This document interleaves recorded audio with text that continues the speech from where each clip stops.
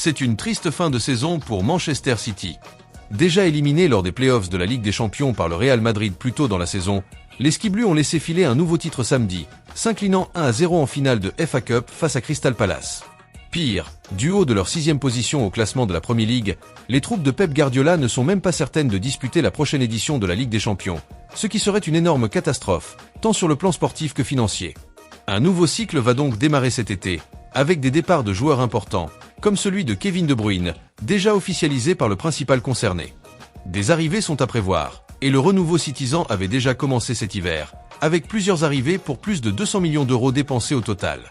Cet été, de nouvelles arrivées sont à prévoir, et depuis des semaines déjà, c'est le bal des noms dans les médias anglais.